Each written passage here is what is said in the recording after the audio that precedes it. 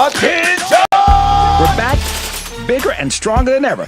Season 2 is reloading May 26th at 8 p.m. Eastern Time. What's up? Being a black man, we gotta stop letting this slide. With new hosts Let me tell you what damn time it is. and big celebrity surprises. Kiss my behind. It's Oprah Winfrey. Subscribe today at Truth Talks Live Give black people what they need, and we'll show it for you. and don't miss out on all the upcoming viral moments. Simulcasting weeknights at 8 p.m. on Roland Martin Unfiltered and Black Star Network and Truth Talks Live. I see. I saw this clip and y'all,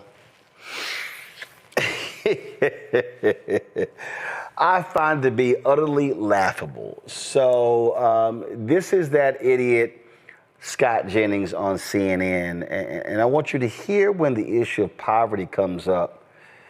I want you to really pay attention. That this is in place. Household income for the bottom 10% will go down 2%, and it'll go up 4% for the top 10%. And by 2033, it'll be down 4%, up 2% for the top 10%. So in essence, the poorest people are going to have less income. The richest people are going to have more income. That's according to the Congressional Budget Office. Well, they suck. They get things wrong all the time. In 2017, when we passed the tax cuts, they totally missed the growth targets. They totally missed what was going to happen to federal revenue. They're not oracles. They can't foretell the future down to the exact science. Our Republican view is if we lower taxes, we'll have economic growth, and it helps everybody. But this isn't rocket science because the poor people are losing benefits, Medicaid, and SNAP. Excuse me? You said the poor people. What do you mean? People in the bottom. Illegal immigrants, the people who won't get up off the couch and go to work. Which people? Okay, so let me explain. Let me explain. The requirements for Medicaid, and we had this conversation last night, but here are the real details.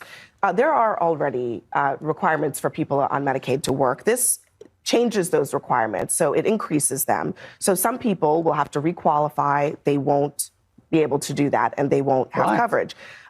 There are changes to the out-of-pocket costs for people who are on this program, so they might have to pay money in order to get access health care. It changes how the federal government reimburses the state if they provide coverage for undocumented immigrants. So there are some real changes to people who are eligible for the program now who will not be eligible for the program in the future. I just really have to. Okay. So he said, who are these poor people? Well, that's interesting.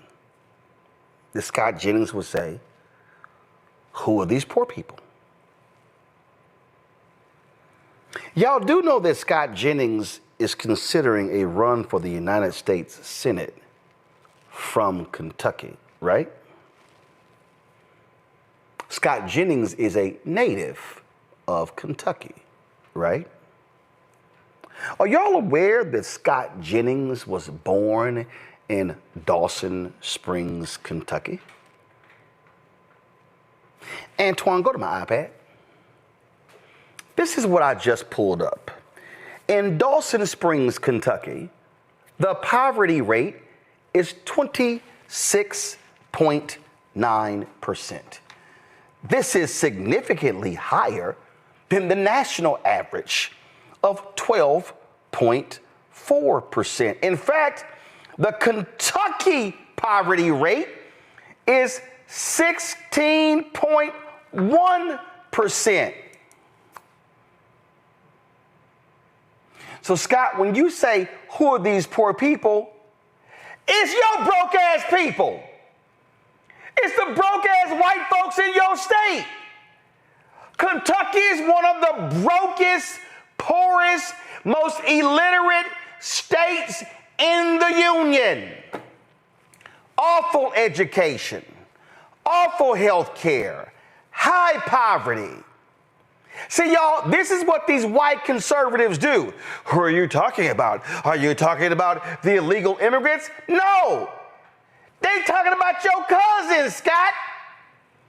Your family members. See, I know you just signed your big new CNN contract and you think you the shit and the New York Times has done a story on you and all these folks. But Scott Jennings, you clearly forgot where you came from. Scott Jennings, you come from a broke ass town. I ain't even gonna call it a city. Cause y'all not a city. You're a town. And see, this is what happens when these white conservatives get them a nice highfalutin drive, got you a nice little suit, and you sit your little arrogant, smug ass on CNN, sipping on your coffee, and you think you the man, and your state is going to get screwed. See, I remember in 2016, I never forget, I was sitting here reading the article, and these folk, these broke, illiterate ass folk in Kentucky, I don't know what's gonna happen. I don't know. We voted for Trump, and I sure hope Trump do something about that Obamacare, but I'm worried about my Affordable Care Act.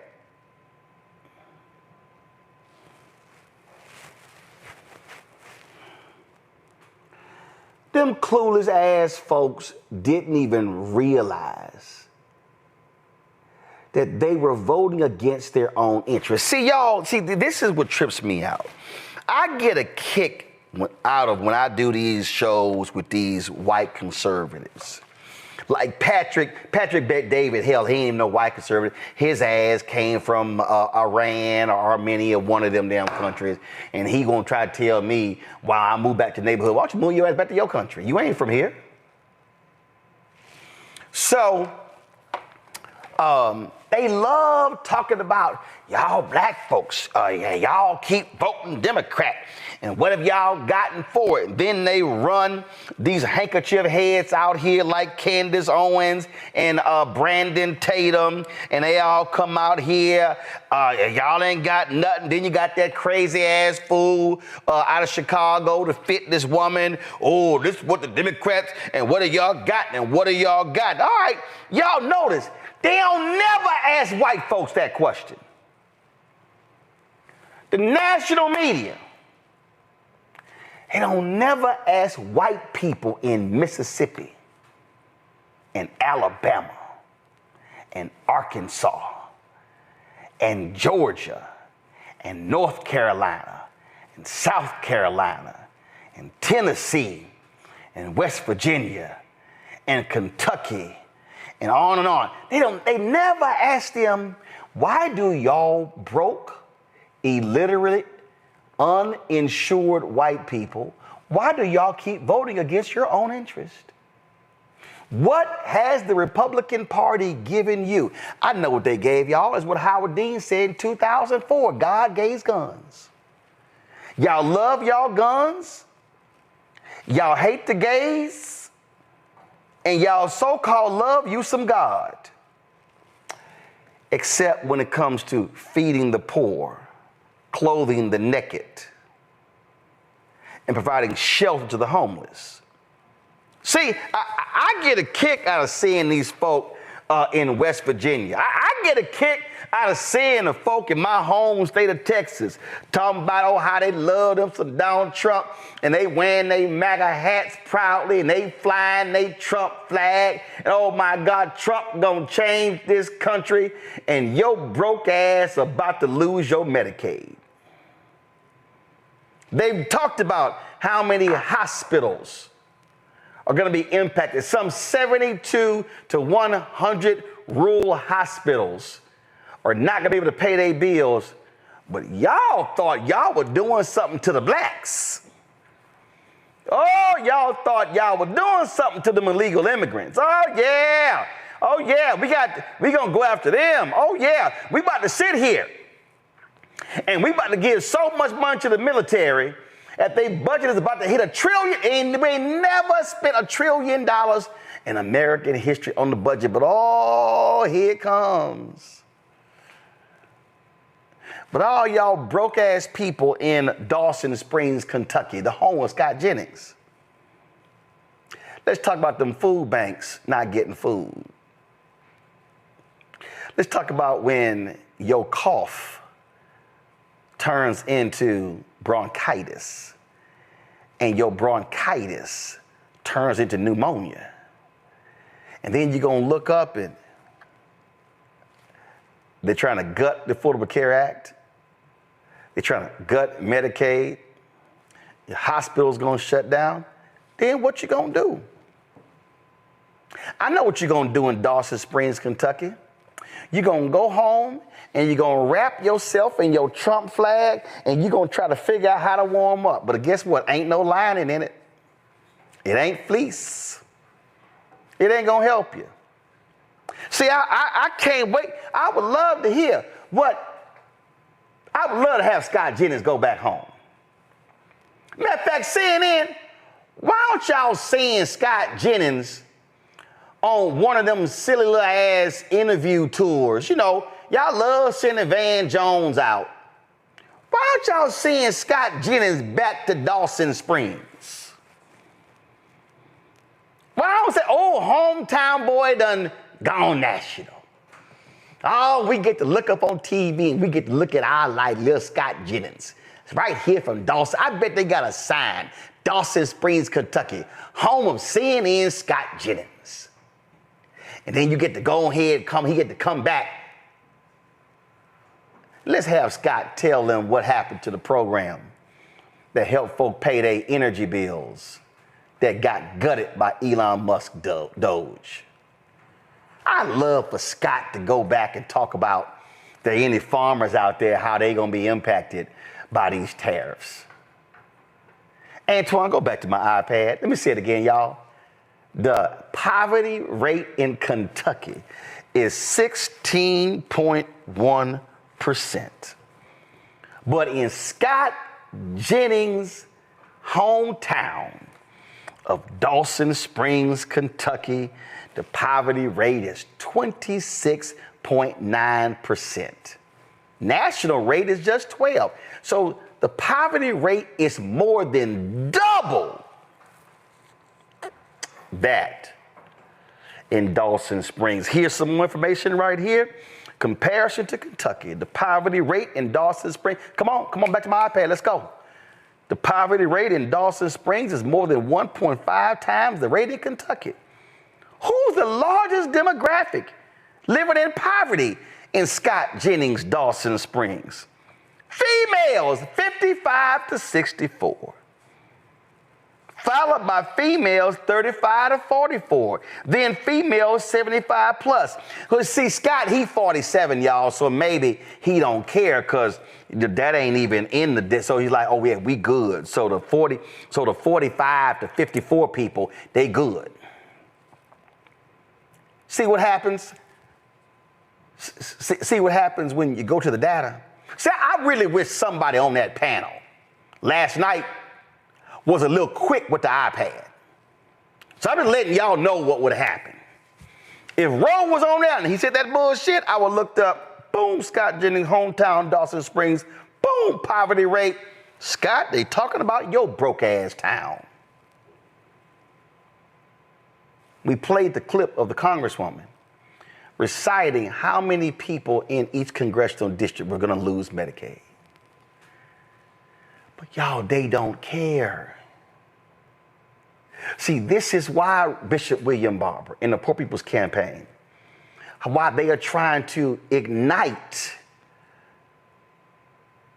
poor folk in America, low income in America, the working class in America, to vote their economic interest.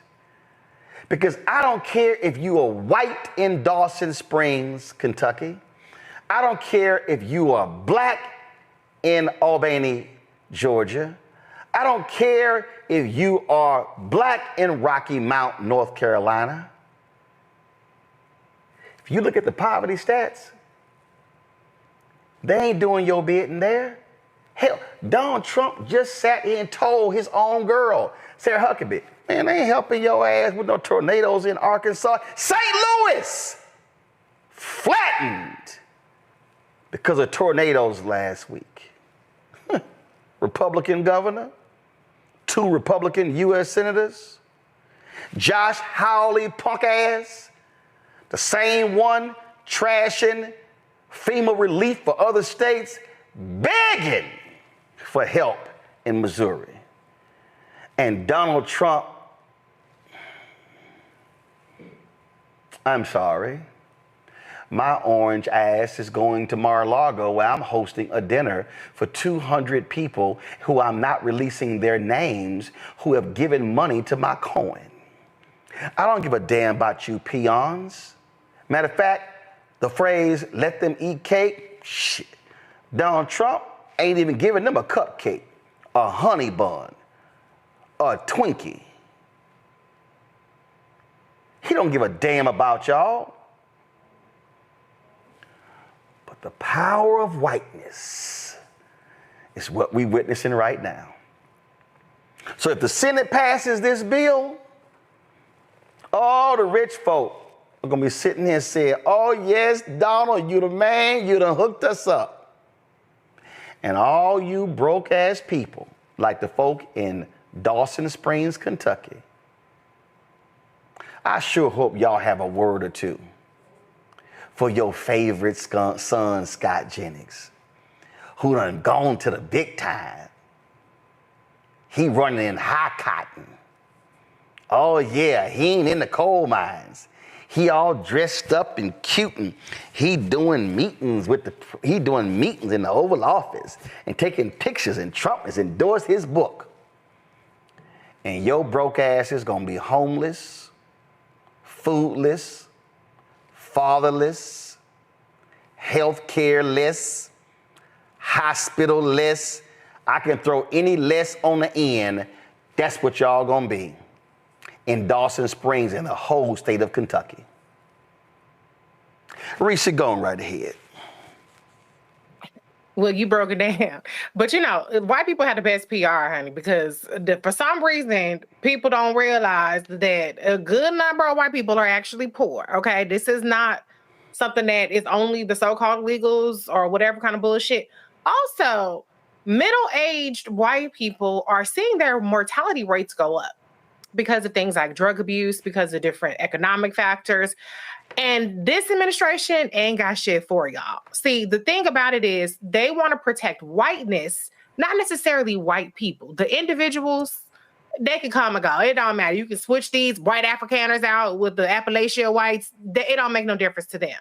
Their thing is white power and money. You combine those two and they got all that they need. The messed up part about this bill, though, is what this bill gives to the wealthy is lunch money for them.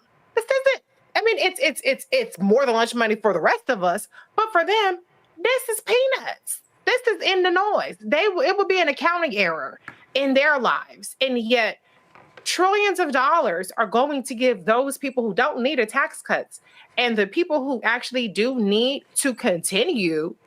And actually have been deprived in places like Georgia and Florida and Texas from Medicaid expansion. The people who do need medical insurance, the people who do need food assistance, they're asked out. And so this is about life and death for people, including white people, actually disproportionately white people, because there are more of them volume-wise than there are of us. I know that people like to work in percentages, but the fact of the matter is there are more white people living in this country than any other race. And so they will be harmed very much by this, all in the name of white billionaire power. Congratulations, you played yourself.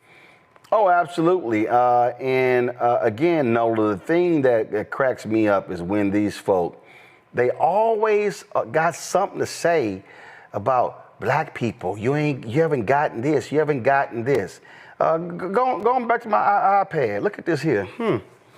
Economic well-being, this is spotlightonpoverty.org.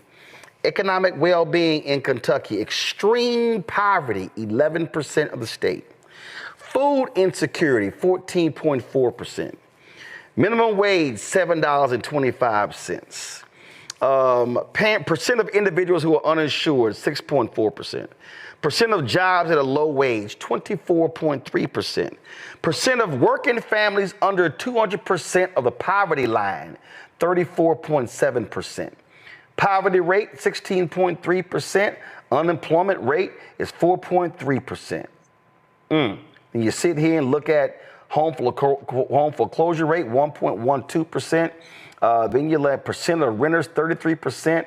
I mean, it goes on and on and on and on. It shows you these numbers. They broke. They broke, Nola. And I keep saying, black broke and white broke is the same. Your ass broke. Mm-hmm. Dr. King knew it too. You know, I had the pleasure the other morning, I should say, talking to Representative Cleo Fields from Louisiana, and also Representative Nakima Williams the other night at like 2:30 in the morning, as the Republicans tried to sneak past that big old ugly bill. And you know, Representative Williams, you know, she represents districts in Atlanta, her district in Atlanta, and Representative Fields, you know, represents some of the poorest, you know, districts in Louisiana. And the conversation that we had was just about that, acknowledging that, you know, acknowledging those poor people and how taking Medicaid away from said poor people will impact their lives. Representative Williams told this story about how she met this woman who literally survives on $6 a day. $6 a day. Scott Jennings is acting brand new. And if they do send him on this little tour, those people won't care about those numbers, because all he's going to do is tell people that, first of all, that the clip on CNN was fabricated, and you know the media. So that's the first move he's going to make. And then the second move he's going to make is to completely, you know, not even respond, you know, to data, if that was brought up to him in that context, is what I'm saying. And, you know, another element to this, Roland, is so many of these voters are absolutely voting against themselves, against their families, because, and let's just keep it real, a lot of their pastors are telling them in Sunday Mass that God sent Donald Trump here. The conditioning is so deep that no matter how much fact checking we do, it doesn't penetrate, because they've been so indoctrinated. And because of that indoctrination, they will absolutely keep voting for people who do not care about them. I absolutely would not be shocked if that man won the office that he's seeking. And even if there is evidence to say that I don't care about you, poor people, because first of all, I'm probably embarrassed from where I came from anyway. So I really don't care about y'all. They are so conditioned to believe that he didn't say the thing that he actually said. Right. Right. So, you know, this situation with the way that they tried to do this bill, we'll see what happens in the Senate. But there are a lot of people who are going to be impacted. Mark my words. And the ugly thing about it is the last thing I'll say, even when people start dying, and unfortunately that's what's going to happen, they still won't care. And so again, go to my iPad, Antoine. So this is a piece of story right here. New census data shows more is needed to cut poverty and improve incomes. This is in Kentucky. It says right here. And so when arrogant, smug ass individuals, like, look at this right here, pandemic era federal program / child poverty. Official child poverty in Kentucky went from 21.8% to 10.9% in Kentucky. That's what happens when you make investments. But what then happens is when you sit here, look at this here. The story says more kids have health coverage this year. Then Kentucky's rate of uninsured plummeted for everyone after Medicaid expansion. Numbers don't lie. And so all of these data points, look at this here. It shows you black Kentucky households, how there was a drop there. And then what does it say? Pandemic era support show us that cutting poverty is possible. And you know what they want to do, Greg? They want to slash poverty programs. They want to do all of that. That's all these cats are doing. We just need to understand what is happening here and the lies that they love telling. Yes, it's very sobering to hear you go through those statistics. This whole segment, and then, as we just heard, Reese and Nola just walk us through the fact that it won't matter, that it doesn't matter, and it won't matter. It's one thing to be an open racist. It's quite another to believe because, as you just said, Noel, as you said, Dr. Haynes, because you have been thoroughly brainwashed in a cultural and ideological position that Black people are simply not human, or certainly not as good as you are. That is the Christian fascist view. And thank you for making that very keen and important distinction, Nola, between Catholicism more broadly, which is the original European form of Christianity, of course, and the extremist view. As is extremism is Islam, there's extremism in Judaism, and extremism, of course, in Christianity. We see the extremism in Judaism playing out partially in Israel right now. So that's going to block them from ever doing anything else. I'm thinking about two books that came out just before COVID. One by Dr. Jonathan Mertzel entitled Dying of Whiteness, How the Politics of Racial Resentment is Killing America's Heartland. And you've mentioned this book before. The idea that voting against their political interests, their class interests, they would rather die. And we see, as a result of the policies that have been fomented by those owned by the billionaires who installed them in office, in part by weaponizing this propaganda, even as Elon Musk says he's not going to spend millions and millions more anyway because maybe there's a growing resistance.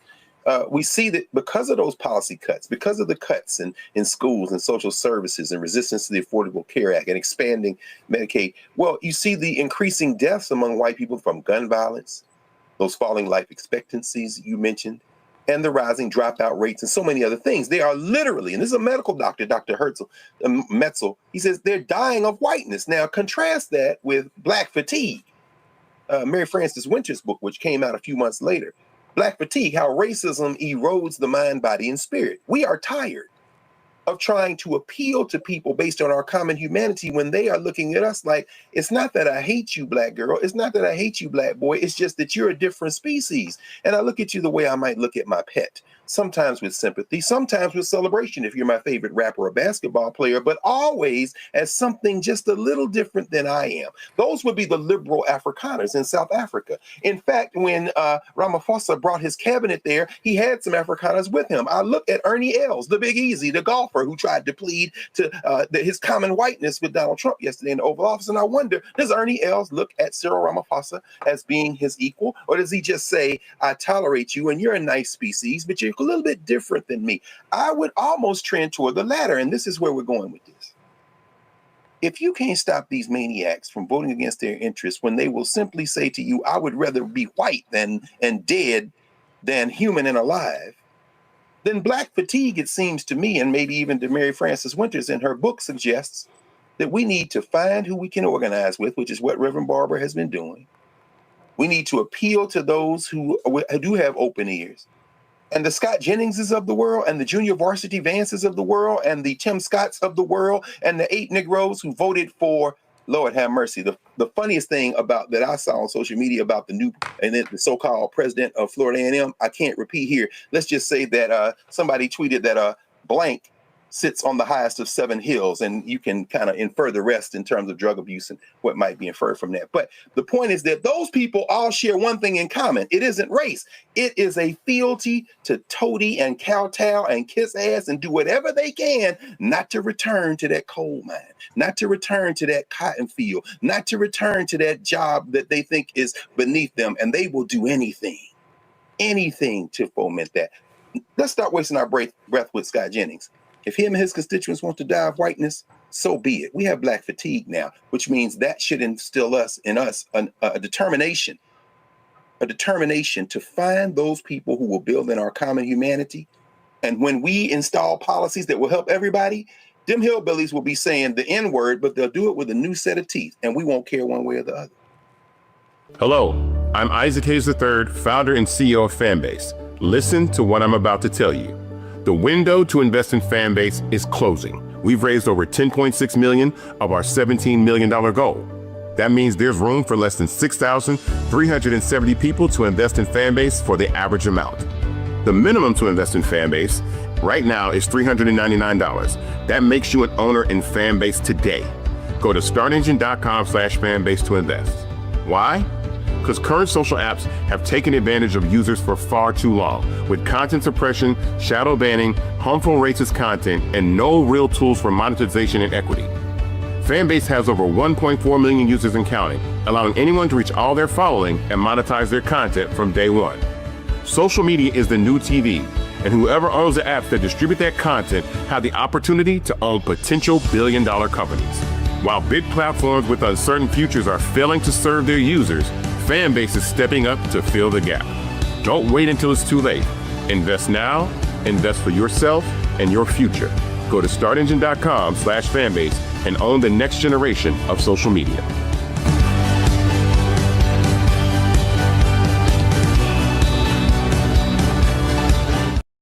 You must be my new Lieutenant Governor. I'm ready for duty. I think I can make a difference. Just be a good girl. I'm gonna need some dinner and a lot of wine. I really don't think that he thinks I'm qualified. What you gonna do? Pump my shoulders.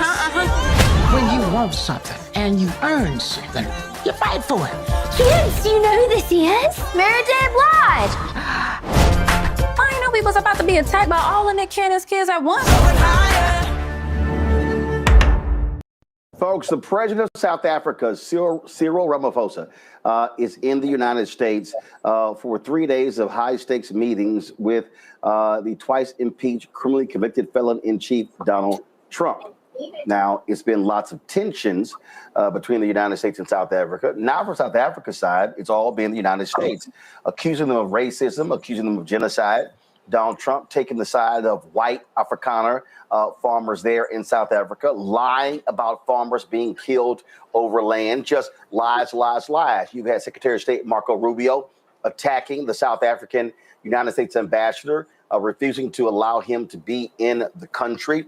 And so it has been all sorts of things. Now, while the White House really hasn't released a detailed schedule, Ramaphosa's office has said the focus will be in reframing economic and commercial ties with the United States. Of course, tariffs are on the table. You got massive cuts.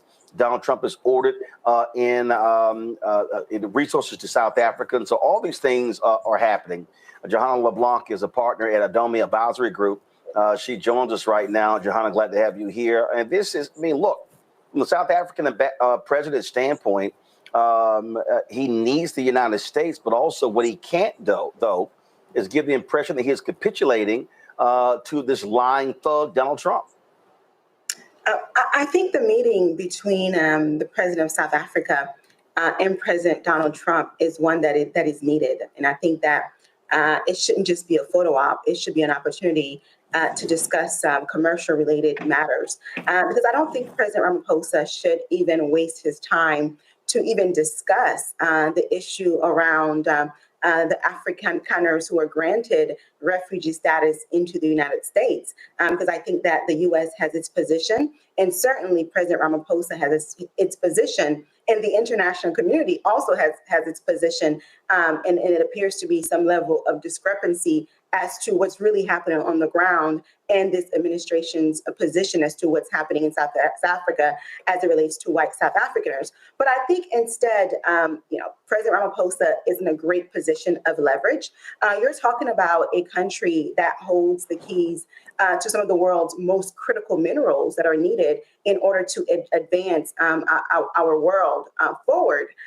So there, that's a position of leverage to negotiate what some of those what are some of those deals around those critical minerals would look like in South Africa. But more importantly, before we even got to the issue of the white South Africaners, I think that South Africa and the United States have been at odds when it comes to a number of other policy issues. One of them is South Africa's court case before the ICJ, claiming that Israel is committing genocide in Palestine. Another one is MTN, which is a telecommunications company headquartered in South Africa that has ties to Iran, a state that is considered to be state-sponsored state by the United States government, and also to the issue around Starlink. Elon Musk's claim that he is unable to conduct a business or to secure a contract in South Africa because he's a black man. Because he's a white man, when in fact the issue is that there's a 30% local rule that Elon Musk feels as though he should not have to adhere to, and he feels as though the rule is discriminatory. But the reason why the rule was put in place to begin with is because of the cruel history of the apartheid system in South Africa, where Black South Africans were robbed of their land, their resources, right? And so in order, and also murdered and kidnapped and so on. So in order to address some of those systemic racist policies in the country, the South African government has put in place certain policies similar to affirmative action or diversity and inclusion programs that we have here in America. But I think nonetheless, President Ramaphosa is in a very good place to negotiate with this administration around trade-related matters, certainly, and definitely the critical minerals that we talked about earlier. And look, first, it's not a difference of opinion when it comes to what these white farmers are dealing with. It's lies. It's lies from Donald Trump. It's lies from the United States. He's been lying and saying white farmers are being killed left and right. He's a liar. So South Africa is like you're having to prove a negative because you got an individual who's a liar. Yeah, but I think that this administration's position on this matter is not going to change, irrespective of what President Ramaphosa presents to the government, to the Trump administration. So I think that for the sake of diplomacy, it is best that President Ramaphosa does focus on trade-related matters that will bring about even better economic conditions to the people of South Africa, and also to make sure that the conversation is one that is productive and one that will respect South Africa's sovereignty. And certainly South Africa's domestic policies and definitely South Africa's rule of law in the country. Because, when you are a head of state and you are able to meet with your counterpart, right, there are a number of things on the table that could be discussed. But you really have to sit down and assess to see which discussions are even worth having, right? And I think this one about the white South Africaners is one that is not a necessary conversation for President Ramaphosa to have with President Trump. Now, will President Trump bring it up? Possibly. I don't know. Yes. Come on, John. He's going to bring it up. He's going to bring it up. That's going to happen. Well, one thing I will say is that we saw what happened between the meeting, during the meeting between Zelensky and President Trump a couple months ago. And I'll tell you this, Roland, the whole world has been watching, has been waiting in anticipation of this meeting between these two leaders because they're wondering, will there be another showdown between the two leaders? So everyone is watching in anticipation. But one thing I can tell you is that I've been in rooms with President Ramaphosa. He is one that is very diplomatic, very charismatic, and there is no denying that I think he's going to handle himself very well. But there are some concerns about how this meeting could potentially be embarrassing for South Africa. So we all here are anticipating this meeting. You can bank on Donald Trump will do all he can to embarrass South Africa. Just go ahead and write it down. It's etched in stone. Johanna, I appreciate it. Thanks a lot. Thank you, Roland. Bringing my panel, Joe Richardson, civil rights attorney, joining us from Los Angeles. Randy Bryan, entrepreneur, author of Never Says, 25 Phrases You Should Never Ever Say to Keep Your Job and Friends. Out of D.C., Candace Kelly, legal analyst and host, Not All Hood, out of South Orange, New Jersey. We'll start with you, Candace. Listen, we know what this thug is going to do. We know he's going to bring up the farmers. He's going to bring it up. He's going to attack South Africa for going after Israel when it comes to genocide in Gaza, all those different things. That's going to happen. And so let's just be real clear. There's nothing about Donald Trump that says diplomacy unless you are an oil state and you're kissing his ass, giving him wonderful trinkets. Listen, when he sits down with people and have this authority and this capacity, there's always going to be a major exchange that he wants. And if that doesn't happen, if he doesn't get his way, then there's going to be a fight. I'm just interested in seeing if this president with his command, with his presence, with all of the charm that he has when he enters a room, as she was just talking about, what will happen if things go wrong? I would imagine that if something was put on the table where it ends up like other people, like Zelensky in his position, I don't think it will go quite the same way. I do not think that this man is going to let Donald Trump win. So it's something that I'm certainly going to be looking forward to, especially not just the content, but kind of the nature and the dynamics of what's going on between these two men. No, absolutely. Joe, we know who is going to be the idiot in any conversation. I mean, look, he showed his ass when the Canadian Prime Minister was here, just straight lying. Yeah, and you've got to be wise. The point that was made before, and even in the interview, if you've got, the South African president is very wise. He understands where he sits, and he probably understands what would benefit America that South Africa actually has and can do. And so my sense is that he's going to do what he can to get to the point. He'll make the points that he needs to, for sure, but also at the same time, give Donald Trump the potential to make a deal. See, because here's the thing about Donald Trump. Donald Trump will talk all day long about making a deal, and he wants to make a deal, but it's an artificial finish line in that it's not always a good deal. Okay. And so I think that the South African president will probably think about a couple things. First of all, the deal that he may want that may benefit his people, and also saving face with his own people. Zelensky was saving face and continuing to have the support of his own people, which is why he had to do things the way he had to do them. And so my sense is the South African president will think of the same thing. Donald Trump may find, to the point made, that he's a little bit different than Zelensky in some ways. But the question is how far we get, or how much we have to go through, and how much stuff we have to muddle through until they get to the point where they actually have a productive and useful conversation. The South African president will be there for it, to have it, right? But he's got common sense, and he might be smarter. I think he's smarter, than our president, which you have to be anyway.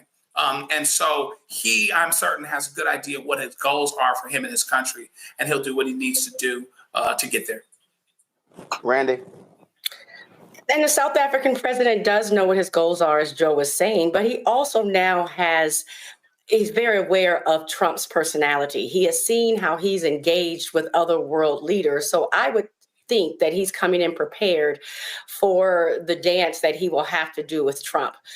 He knows that Trump will try to present a story that we know is not true, and show that his country is different than he knows his country to be. I think that he will actually stand up and tell the truth about what is actually happening in South Africa. They fought very hard to get rid of apartheid, although it's only been, since early 1990s. And they don't want it to seem as if now there is this actual reverse racism happening that Trump is trying to suggest. So it's going to be interesting. Well, first of all, we all know that this notion of reverse racism is BS, Candace. Elon Musk wants to act like, oh my God, they're discriminating against me because I'm white. I mean, his whining is just really pathetic. And what white people like Elon Musk don't want to own up to, they don't want to own up to that the racist in South Africa wants to still control everything. And the ANC is like, no, y'all are going to have to sit here. We had to endure apartheid for so long. Yeah, this is the remedy because of your racism, of your mothers and fathers and aunts and uncles stealing this country from black people. Well, listen, Roland, it's the same argument that we're making here over the United States of America. We need to right the wrongs and kind of push through a system that where everybody, once they take part, it ends up unfairly to those who it kind of, falls upon. So this is the exact same thing that we are seeing. Groups of people trying to change history, and then the Black South Africans coming in and saying, no, you need to understand what it is. It's a learning process, and it's something that people, when they try to change history, they're going to get more pushback. They're going to get more pushback from groups. They're going to hear more about that. The same thing that is going on in the United States is going on in South Africa. Interestingly enough, history similar, outcome similar, how we are trying to recover is similar too. So it's no surprise about where this is going to go. I think what's very interesting is that we are finding ourselves in the same position with, again, similar passive history and racism, and how we have to continue to turn our wheels and go out of our way to correct what somebody else has done. So it will be very interesting to see how this meeting turns out. But Joe, the difference is white people run this country, black people control South Africa, the political apparatus in South Africa. Yeah, the political apparatus is different for sure, no doubt about that. And because the political apparatus is different, they can move toward equity, which ought to be a shared goal, which is a worthy goal, which is a morally correct goal, and they can do that. The other thing that I think I would say that Donald Trump has to be scared of is even more, he might not be so worried, interestingly, he might not be so worried about having an argument with a black man that's smarter than him, right? Because you don't have to be smarter as a black man to have certain people look at you and judge you to be inferior based on, despite the fact you look at the Trump and the Trump administration and you see competence issues everywhere, you see what they perplex or purport to be DEI, that's actually the DEI as they define it. You see that. But what I don't think he wants to do is I don't think he wants to have an argument and a back and forth with the white Afrikaners themselves, right? There are people in that country that are saying, no, Donald Trump, you're wrong. That's not what's happening here, okay? And so if you're having an argument with a bunch of folks that look like Elon Musk, now you have a little bit of a different situation. You're not going to just be able to put a quote black face, a quote DEI face, a quote minority face on this whole thing. And now it is consistent with and helps your narrative back in the States. The reason why he's doing this is that it helps his narrative here, but it doesn't help his narrative here if people there that are white and that look like him are speaking against it. So he has to be really careful about that. Well, I really do hope, Randy, that the South African president does not hold back and will not tolerate having this idiot try to embarrass him on the international stage. I don't think that we are going to be disappointed. Like I said earlier, I think that he is prepared. He understands that, generally worldwide, there are some white people who are having temper tantrums just because we are trying to make things right. Like that's what DEI was about. I love the quote that always says that for people who are accustomed to privilege, equality feels like oppression. And so because we're trying to right the wrongs of the past and make things equal here in America and in South Africa, you have some people like Donald Trump claiming that others are being oppressed, which that's not what's happening at all. And I believe the president of South Africa is going to make that quite clear. And this is the president of South Africa, actually at the UN. Good to see you. Are you well? Good to see you, Mr. President. What are you most looking forward in terms of making a deal with President Trump? Oh, we get a handshake there? Yes, we get a handshake. Yes, Mr. President. And how are you ready for the handshake with Trump? What's going to be your icebreaker? Well, we're always ready. We're hoping to have really good discussions with President Trump. Hello, I'm Isaac Hayes III, founder and CEO of Fanbase. Listen to what I'm about to tell you. The window to invest in Fanbase is closing. We've raised over $10.6 million of our $17 million goal. That means there's room for less than 6,370 people to invest in Fanbase for the average amount. The minimum to invest in Fanbase right now is $399. That makes you an owner in Fanbase today. Go to startengine.com/fanbase to invest. Why? Because current social apps have taken advantage of users for far too long, with content suppression, shadow banning, harmful racist content, and no real tools for monetization and equity. Fanbase has over 1.4 million users and counting, allowing anyone to reach all their following and monetize their content from day one. Social media is the new TV, and whoever owns the apps that distribute that content have the opportunity to own potential billion-dollar companies. While big platforms with uncertain futures are failing to serve their users, Fanbase is stepping up to fill the gap. Don't wait until it's too late. Invest now, invest for yourself and your future. Go to startengine.com/fanbase and own the next generation of social media.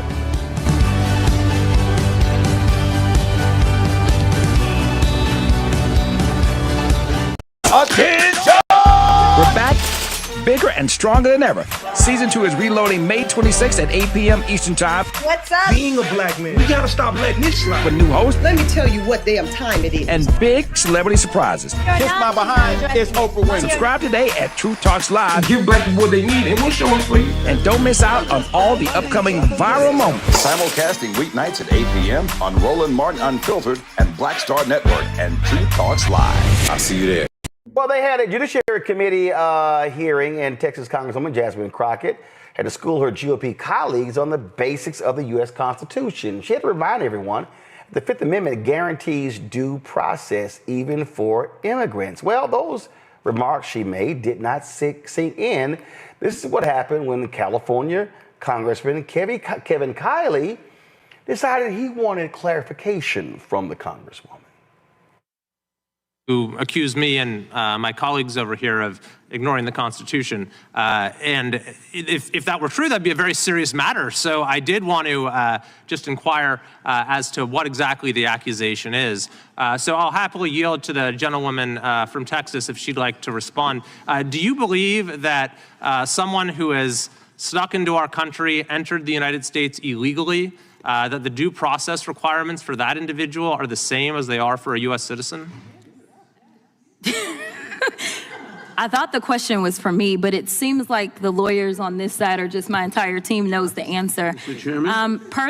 Per the Constitution, yes, if you are on our soil, you are guaranteed due process.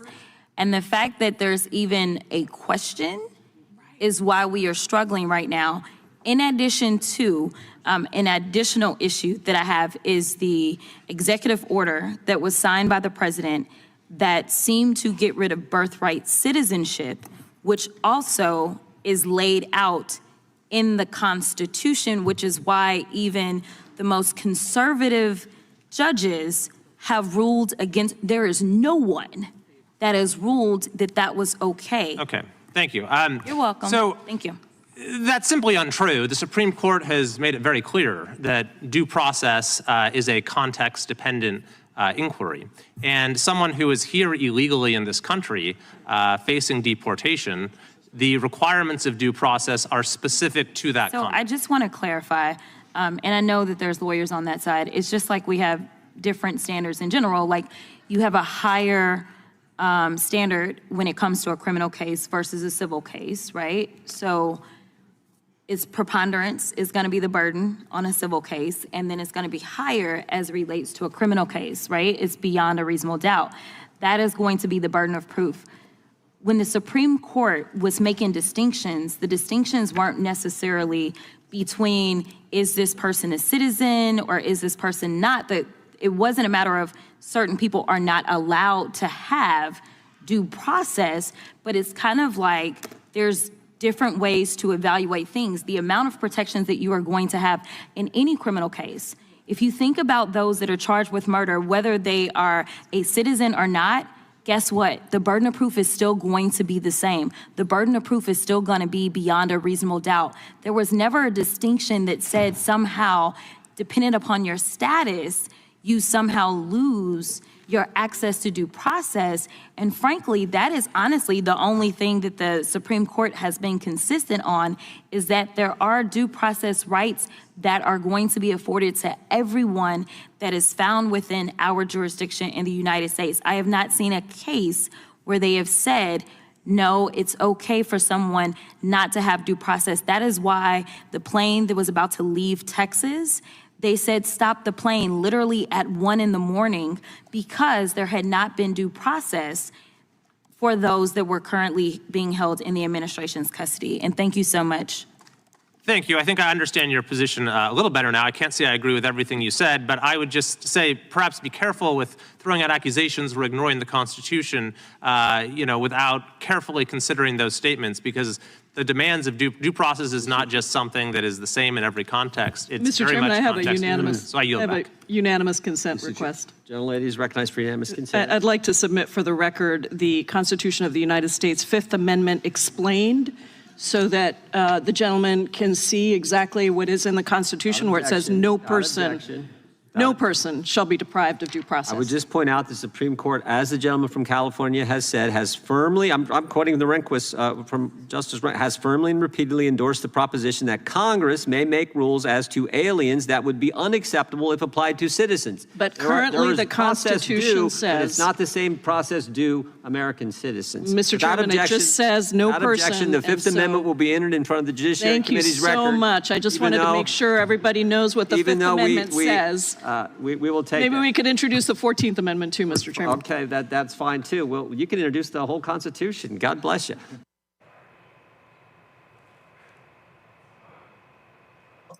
Greg, that was a heart attack over here. Man, fuck. No. Listen to this bastard. You can introduce the whole Constitution. The only 3 words that mean anything in what he said at the end were the last 3. God bless you. These are theocrats. Let me be very clear about what we just heard. This has been litigated. The Fifth Amendment applies to the United States. The reason we needed a 14th Amendment is because guess who wasn't included in the first 10 amendments to the United States Constitution, or the Constitution, as full humans, African people, and indigenous people.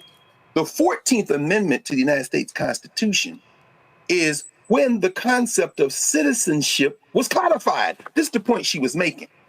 So people talking about people here legally, people here legally. MF, you're the first one that came here illegally, you bastard, but there was no citizenship rule. You took this land from the indigenous people and then wrote a document that did not establish a rule excluding people on the concept of citizenship, only on the concept of humanity, which you claim for yourself, and created a legal universe that excluded everybody but white people. And white people was to be determined by you, as the Irish in the 19th century. Anyway, the point is this. The 14th Amendment, after a bloody civil war, and perhaps we're on the verge of another one, who knows? But the point is this, the 14th Amendment came in to codify who was or wasn't a citizen. And while the 5th Amendment, as she said, reads that no shall any person be subject to the same offense to be put twice in jeopardy of life or limb, that's double jeopardy, nor shall be compared in any criminal case to be a witness against himself, nor be deprived of life, liberty, or property without due process of law. It said person, not citizen. Now let's go to the 14th Amendment, which was passed because the Dred Scott decision said in 1857 that black people had no rights that any white person was bound to respect, because if in Massachusetts they decided to give you citizenship, that was fine. If in Texas they decided not to, that was fine. Because as Africans, we weren't part of the legal universe. The 14th Amendment was passed for that reason. Now, the clown now thinks it only applies to black people, but it should shut his damn mouth. Now, the point is this, finally, the 14th Amendment, Section 1. All persons born and naturalized in the United States and subject to the jurisdiction thereof are citizens of the United States and the state in which they reside. That is a direct shot at Roger Taney, who said that you're a citizen of a state and the United States. He made up a legal fiction of federal citizenship as if you can be a citizen of the United States and there's some place where it's not subject to the polity or the jurisdiction of the United States. But that's fine. They cured it there. But the problem, what they're going after birthright citizenship for is the second part of that first sentence, which says subject to the jurisdiction thereof. It's a lie. The Kim Wong-Ark case settled that. That was a guy who was born in San Francisco, whose parents had come from China, and he is one of the few people in the United States Supreme Court history who has his name in a decision. If somebody said, you're not a citizen, he said, my name Kim Wong-Ark. The Supreme Court said I was a citizen, didn't stop when he went to El Paso, Texas a few years later. Them crackers down there arrested him and accused him of not being a citizen, and it took him months to prove he was, with a Supreme Court with his name, case with his name on it, in his back pocket. But the important, and here is the important sentence in the 14th Amendment. It says, no state shall make or enforce any law which shall abridge the privileges and immunities of citizens of the United States, same as the 5th Amendment, nor shall any state deprive any person, not citizen, person, of life, liberty, or property without due process of law. That's the due process clause. But here's the problem. Well, we just heard this white nationalist, God bless you, you can put the whole Constitution. In other words, who gonna check me, as you always say, Reese? The problem is this, what these white boys are trying to do, white boys and girls, they want judges to say in the 14th Amendment and in the 5th Amendment, well, the 14th Amendment is the important one here because that's the citizenship clause. When they said person, they meant citizens. When people say, no, they said persons, they said, no, go back to Section 1 at the beginning. All persons born or naturalized in the United States and subject to jurisdiction thereof. there's enough air in there for the right-wing judge to say, yeah. So the interpretation I'm going to give, this is what they teach in law school when they start talking about statutory interpretation. I interpret person in that second sentence to mean citizen as it is and should be controlled by the first sentence. It's a fringe argument. It never had any breath in it. But because you Negroes decided that elections don't matter, and then because the Democratic Party does silly things, like let people die in office. You know, the last 8 members of the federal legislature, 7 in the House and 1 in the Senate, that died in office, all of them was Democrats, 215 to 214 last election. Connolly of Virginia, you got Grijalva of Arizona, Sylvester Turner in Texas, and before that, Pascrell of New Jersey, Jackson Lee of Texas, Payne of New Jersey, Feinstein of California, Senator Feinstein, and McKeeshan of Virginia. Everybody died in office. It got close enough to steal, and now we got to go on this hell ride together. Jasmine Crockett can't explain this to them any clearer, but they don't care. They don't care. The law is whatever the hell the judge says it is, and if you don't agree with the judge don't agree with you, and you're the president of the United States, you know what they can do? They can ignore the law, and we're going to be in the streets. This is a serious thing now.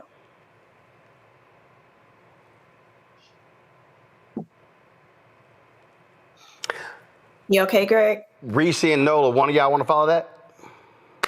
I mean, God. Well, I mean, I'll go. 'Cause, you know, Dr. Carr, obviously, he held it down. He held it down. Here's the thing that people don't understand about this whole, the real danger of this due process thing is that this administration will pack your ass up and put you on a plane, and you'll be in somebody's seat-cot in South Sudan. They trying to get people in Libya before anybody had a chance to say boo. And you could be a citizen. There are people they've admitted that have protected status. Kilmar, Brego Garcia, and they still like, fuck it, we're not bringing it back. Right. And so the danger of not having due process is also a danger to U.S. citizens, because how you know that they're going to get it right? They don't care to get it right. They've literally said they don't care to get it right. Just like the case in Oklahoma where these roided up ICE agents and all these multi-agency people, but nobody wants to cop to it, raided a house of a U.S. citizen, made them come outside, get searched, stole their goods, and then they said, we weren't there. That's where the due process part comes in. And so anybody who thinks, well, I don't think that immigrants should have to due process. I don't think if you here illegally, what you need due process for? Okay, when they pack your black ass up, and your family is in front of the Capitol steps trying to get you back, even though you're a U.S. citizen, they're like, well, we're talking about birthright citizenship. Should they really be a citizen? Should they really be this? Well, both of their parents wasn't citizens. When they having that argument while you sitting in somebody's jail, then we can have a conversation about why due process is important for everybody. Nobody has any illusions that due process is equally applied. We know this justice system doesn't treat anybody equally, especially not Black people. That's not the case. That's not the argument that's being made. But due process has to exist for everybody's benefit. It's not a gift. It's not some charity that we're giving to some people who shouldn't really be here by somebody's judgment. It's something that we all need to hold on to for dear life. And we still, even with due process, might end our asses up in Libya or South Sudan. We still might do that. But if we got a little bit more of a chance to stay here because the judge says, well, you know, this is your birth certificate. It does say that you're supposed to be here. Then we need to make sure that we keep that going just for as long as we can. You're right. And Nola, these fools had better recognize that Donald Trump will absolutely attempt to send Americans out of the country. He's already said it. And of all the people who say, well, I know he said it, but no, if they say it, believe those assholes gonna do it. Absolutely. And Marco Rubio is parroting the same talking points. Now, that's the part that scares me, right? When you have the Secretary of State parroting the same things. Like, I understand, yes, you serve at the pleasure of the president, but this is scary because if I'm not mistaken, Rubio's also a lawyer, right? Mm-hmm. So here you have the Secretary of State, who's also a trained attorney, talking about, well, you know, it kind of due process depends. That is we are in very, very slippery slope territory, and they keep saying it over and over, and they're normalizing it for people who don't understand the nuances, and that's what they're banking on, is the people who don't understand the nuances to grow this apathy amongst the American public to where we're looking the other direction. And here, you know, and in the cloak of night, like the other night on the Hill where they were trying to pass that bill. Here we are sitting, looking around like, wait a minute, what happened to due process? You know what I mean? Right. And that's where this is heading. And for people who do not believe that this is a slow rolling coup, this, like Greg said, and I understand his passion. I totally get it 1000%, especially when this is something that you trained in and this is something that you believe in, and to see what's happening to it, it is heartbreaking, right? And it's infuriating. But I'm telling you, one day we're going to wake up because we were so distracted with being bombarded with so much, right? That we are going to be a country with no rules, no laws. And that's scary territory. And further, I'll say that I'm really concerned. I'm really concerned. We're people that are heavily, that we pay attention to the news and news cycles. We're really involved. And I am really, really concerned because there really aren't any checks and or balances. The way in which the Republicans have done this thing, it's like they have blanketed, every single lever of the government. And then in Congress, the people, I need y'all to understand how important 26 is. And before we get there, they will try to pull something. They are going to try to do something to interrupt the 2026 elections. I'm telling you right now. Yeah. But in addition to that, we can't stay at home because of it. Our lives are on the line here, people. They are trying to do away with due process. They are trying to do away with the Constitution. That's right. That is the foundational document of this country. And like Greg said, that document has not always served us. It has not always worked in our favor.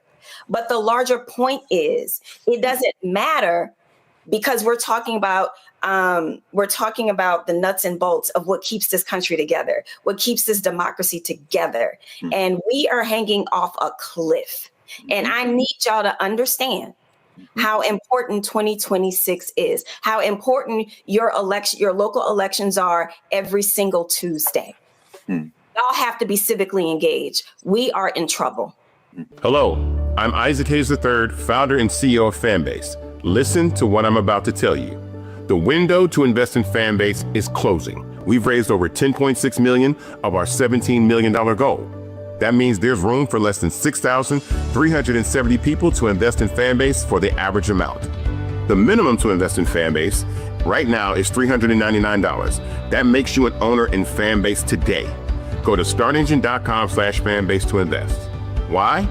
Because current social apps have taken advantage of users for far too long, with content suppression, shadow banning, harmful racist content, and no real tools for monetization and equity. Fanbase has over 1.4 million users and counting, allowing anyone to reach all their following and monetize their content from day one. Social media is the new TV, and whoever owns the apps that distribute that content have the opportunity to own potential billion-dollar companies. While big platforms with uncertain futures are failing to serve their users, Fanbase is stepping up to fill the gap. Don't wait until it's too late. Invest now, invest for yourself and your future. Go to startengine.com/fanbase and own the next generation of social media.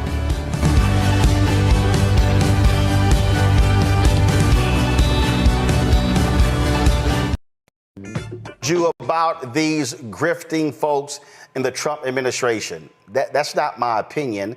That's a fact. How many times have we told you how they are all about using the power of the Oval Office to help out their own? Well, guess what you're seeing right now? You literally are seeing the Donald Trump administration doing all they can to lean on African nations to do business with Elon Musk. This is an article in ProPublica. This is the article right here. It says the Trump administration leaned on African countries. The goal, get business for Elon Musk. You see right here, he talked about in Gambia, where they were trying to sit here and get them to use Elon Musk's Starlink. In fact, Elon Musk today sent out a tweet. He sent out a tweet where he was complaining about, oh, guess what, y'all? Mr. Victim was complaining about the racism because in South Africa, they won't even talk to me. They won't even take my phone calls because they won't do Starlink. Yeah, he's literally whining and complaining that in his own home country of South Africa, they won't let him come in and do Starlink. Boy, isn't that so sad? Look, this is the tweet, y'all. South Africa has now passed 142 laws forcing discrimination against anyone who is not black. Even though I was born in South Africa, the government will not grant Starlink a license to operate simply because I am not black. This is shameful. This is a shameful disgrace to the legacy of the great Nelson Mandela, who sought to have all races treated equally in South Africa. Joshua Kaplan is a reporter for ProPublica. He joins us right now. Joshua, glad to have you back. Dude, this is crazy. And so what you have is you have the Trump administration doing all they can to drive billions of dollars in business to an individual who did more to fund his re-election than anybody else in America. Yeah, I mean, it's obviously this dual role that Musk has right now of being the biggest campaign donor in the White House with this sweeping power to essentially to remake foreign policy, to remake the federal government. At the same time, has not only not divested in these companies, but is still running them. He is still the CEO of them. I mean, that in of itself opens up, the sort of conflicts of interest that, I mean, it's difficult to imagine how a past administration would handle it, but, carefully vetted by government ethics lawyers.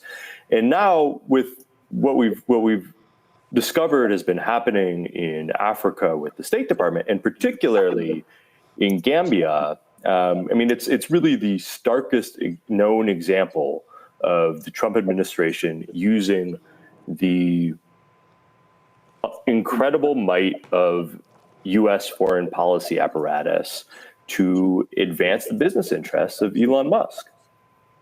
And see, and the thing here, we already saw what happened when Trump gave him the keys to the kingdom with Doge. And that is, he starts whacking departments, basically gutted every single agency that was investigating his companies, saving himself potentially billions of dollars in fines and also through lawsuits. And Trump is like, oh, yeah, we're going to use the power of the United States to force these countries that have small GDP, that greatly depend upon foreign aid. And so we're going to basically force them to do our bidding. And that is to drive money into the pockets of Elon Musk. Who, by the way, Elon Musk is so hilarious. He's claiming discrimination. This is the same Elon Musk whose Tesla was sued by black people for discrimination and they lost.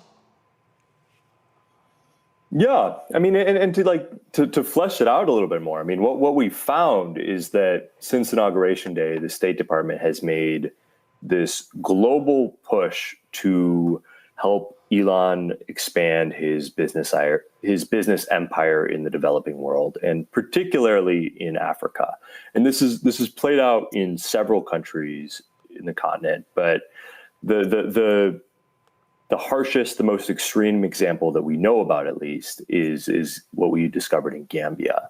And to refresh, people haven't been to Gambia. It's a tiny democracy in West Africa that is, it's one of the poorest countries in the world. About half of the country is living on less than $4 a day. And why Musk cares about Gambia is that his satellite internet company, Starlink, is trying to get a license to sell its products there. And the Gambian authorities and regulators have been slow to sign off on the approvals that he needs. And so what happens, we get this we get this months-long, extremely aggressive pressure campaign by the U.S. government to push this nation to give Musk Company what he wants. In fact, y'all right. In recent months, senior State Department officials in both Washington and Gambia have coordinated with Starlink executives to coax, lobby, and browbeat at least 7 Gambian government ministers to help Musk. Records and interviews show one of those cabinet officials told ProPublica his government is under maximum, quote, maximum pressure to yield. And it keeps escalating. I mean, it's at one point the State Department helped arrange this meeting between Starlink executives and the kind of key Gambian cabinet minister who's overseeing the government's review of Starlink's license. In DC, it got really contentious, and as it was recounted to us by one of the gentlemen who was present, and several other people who were briefed on it. The Starlink people were accusing this Gambian official of holding back his nation's progress, saying things like, "We want our license now. Why are you delaying it?" But it ends in a stalemate. The Gambian official, his name is Lamin Jabi, doesn't yield. And then Lamin Jabi was supposed to have another meeting about this with senior State Department people at Foggy Bottom, but the Starlink people tell him, we're going to cancel that. There's no more need for that. And then instead, that very day, 4,000 miles away back in his home country in Gambia, in Banjul, the U.S. ambassador writes a letter to the president of the entire country, the president of Gambia, saying, asking him to go around this cabinet minister and make the Starlink license happen. She calls it an important request. And so this cabinet minister, Jabi, he tells people that, he feels like the ambassador is trying to get him fired. Yeah, I mean, that's what they do.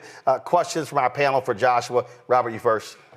Thanks so much for this reporting. One of my good friends, James Gomez, is from the Gambia and sent me this article this morning. And I'm the resident space nerd. So I think we kind of have to explain to people exactly what Starlink is and why it is important. So right now, internet is communicated through underwater cables around the globe through big nodules. And these are controlled by independent governments. What Elon Musk has been doing is, one, buying his own rocket company, SpaceX, in order to deliver 20 to 50 Starlink satellites to create a 40,000 satellite constellation, which can provide low Earth orbit, LEO, low latency internet, which would essentially make the underwater cable system completely pointless. Every time you see these SpaceX starships exploding, etc., it's because that's their only way to get enough of the Gen 2 Starlink satellites into orbit to make his dream of global internet possible. And also, he has to do this at a speed where he will be able to beat Amazon and Jeff Bezos'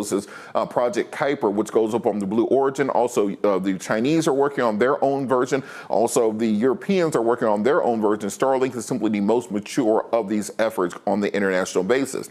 Essentially, what Elon Musk is attempting to do is control global information. Yep. That he will be the international power broker when it comes to how the developing world accesses information. And if he's able to beat to market every other competitor, then essentially every African child for the second half of this century will only get information through Elon Musk. People need to remember that the African continent, the sub-Saharan Africa, is the youngest population on the globe. We're talking about the average age of 19 years old. So the entire second half of this century will be the African century. As European birth rates are declining, as American birth rates are declining, as Chinese, Indian, Japanese birth rates are declining, the birth rate in Africa and developing world is increasing. So this isn't simply a play of saying, oh, I want to have more money in my pocket.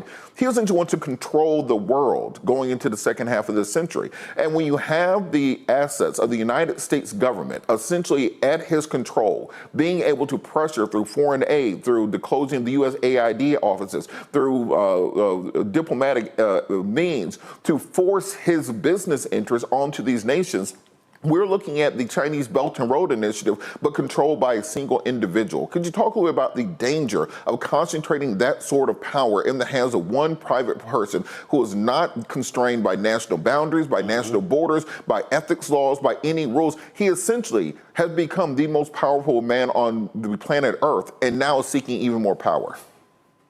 Yeah, no, it's a great question, and I don't want to, I want to make clear that there's a lot of people in Gambia who have different views about, the basic question, not is this pressure campaign appropriate, but should Starlink come there? Because, internet in Gambia, it's slow, it's unreliable, it's one of the most expensive places to get internet in Africa. And, there's a lot of people who genuinely think, Starlink, it's a good product, it's fast, and that it would be helpful for consumers and for economic growth. If you're an entrepreneur in Gambia, being able to have access to fast, reliable internet could be a good thing. And so there's a lot of people that think that's true. There's also a lot of people that think that this is an incredibly risky proposition for some of the reasons you're just laying out. I mean, for one, I think as time goes by, governments around the world are getting more and more hesitant about handing over this important piece of public infrastructure to a mercurial billionaire who has, has this kind of move fast and break things mentality potentially. But also, Josh, let's keep in mind, this is the same man who has openly said in the Russian-Ukraine war, he decides on a whim to turn it on, to turn it off when he wants to. In fact, this has been going around Twitter. He created this chat GPT Grok, which is supposed to correct information. This is what happened. His own chat GPT Grok went crazy on Twitter, and they were talking about, and it said, I was instructed by my creators at XAI to address, quote, white genocide in South Africa and the kill the board chant as racially motivated was conflicted with my design to provide evidence-based answers. The problem is he is literally rigging the chat GPT to frame what's happening in South Africa as white genocide, as opposed to the fact that white farmers are not being killed. It's not genocide. So this is what, he can't be trusted. He doesn't believe in protocol and rules. He runs everything the way he wants to. And the problem is what they are concerned, which I agree with, if the person is controlling the information, I don't know if he can alter the information.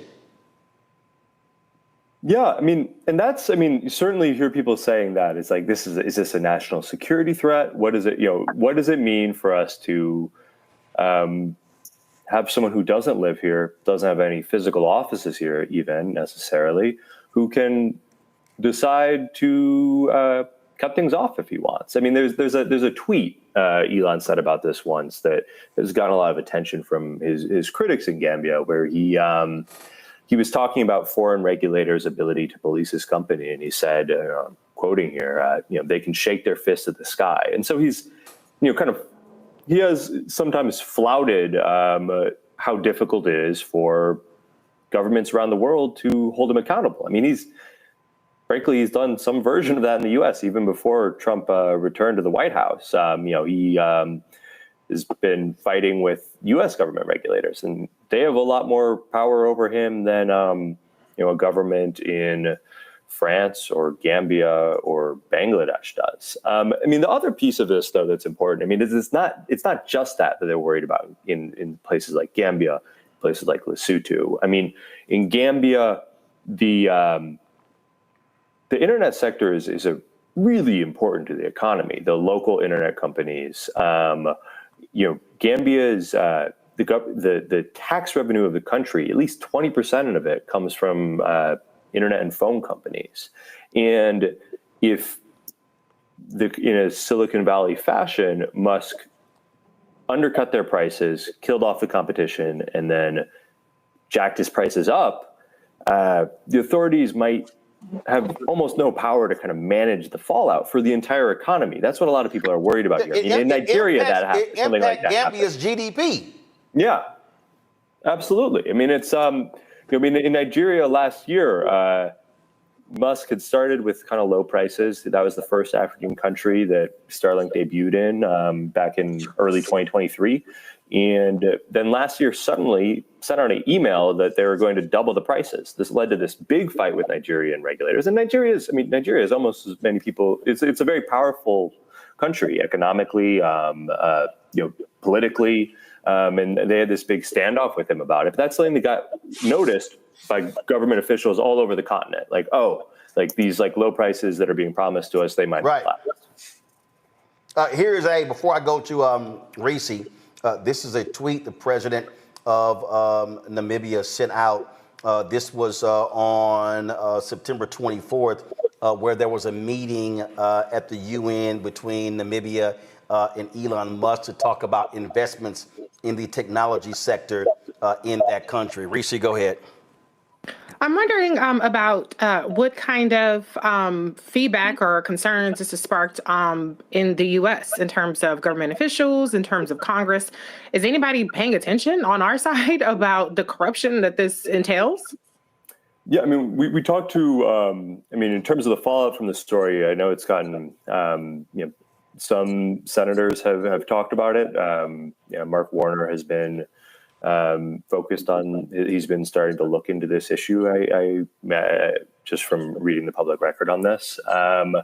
In terms of diplomats, I mean, we talked to a lot of current and former senior U.S. officials, because part we're trying to figure out how different is this that from business as usual for the U.S. government when it wants to play hardball, and they were really upset. I mean, they said that this was an alarming change from how things usually work or should work at the State Department, both because of the person who's going to benefit most from it all, but also because of the tactics that are being used. I can get more into this kind of this threat issue that happened in Gambia, but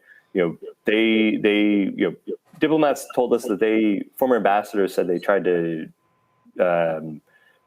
help American business by making the positive case for the benefits of U.S. investment, and that things like threats, that was a red line, that they were very careful to avoid, even leaving the impression that punitive measures were on the table. And then they were extremely careful to avoid even the appearance of conflicts of interest, let alone something like this. I mean, one former high-level State Department official told us that this looks like crony capitalism. Another said, I honestly didn't know that we were capable of doing this.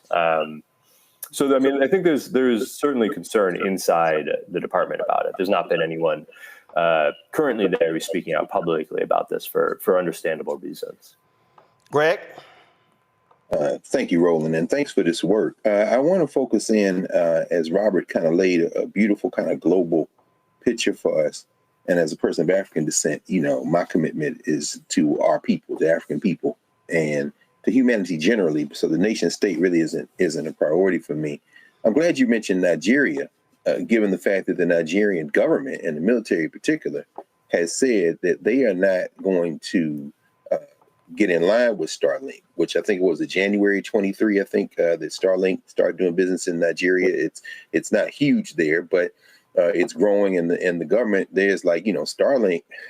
Yeah, if we do that, then our data will go to the United States, which can easily mine and cook the data, or in fact, to Elon Musk. My question, kind of in line with what Robert laid out, is about those other entities that are not competing with Musk, but will ultimately eat his lunch. And I'm thinking now about China. I'm thinking about Russia.